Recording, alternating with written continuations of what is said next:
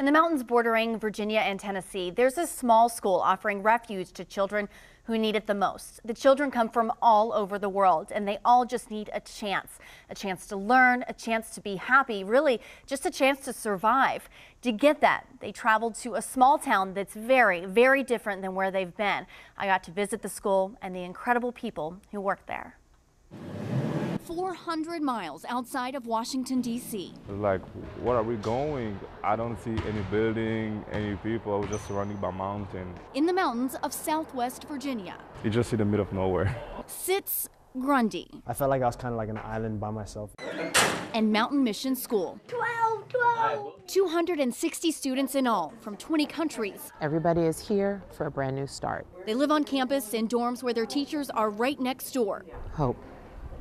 A chance to grow up, a chance to live another day, and maybe, if they're lucky, an education. Because nothing about their life up until this point has been fair. We had people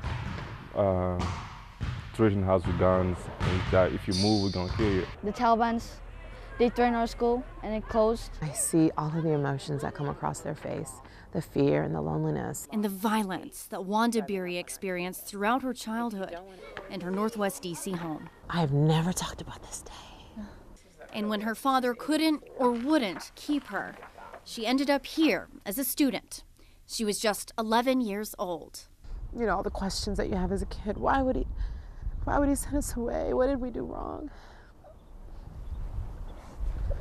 Does he not love us? Wanda spent 6 years here, then went on to college and a successful career in D.C. But I got to the point that at the end of the day, I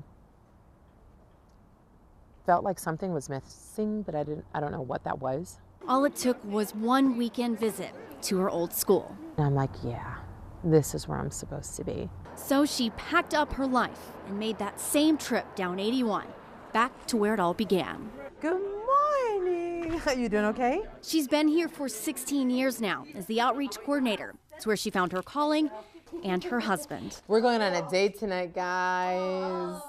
Do you thank your dad for sending you down here? For whatever his reasons were for sending us, I thank him for the rest of my life. Through heartbreak and the most unlikely place, Wanda came home.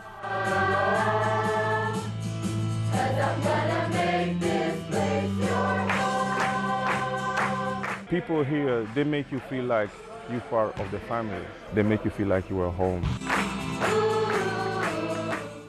The school has a 99% graduation rate, with 90% of their kids going on to college. And almost all the kids who go there are on scholarship. The school is funded entirely by private donors. These children are amazing, and the teachers are just as amazing because they have dedicated their lives to shaping young lives. It's interesting to hear her story, too, of how at first she was not, didn't want to go to that school. She didn't know why, but it was her purpose in life. And that's the way it is for most of the kids. I talked to kids from Ethiopia, from the Congo, from the Dominican Republic, from Atlanta, Georgia, and here from D.C., all over. And they all said the same thing. I was scared. I didn't understand what was going on or why my parents were sending me away. But then when I got here, I was greeted by love, and it was the best thing to ever happen to me.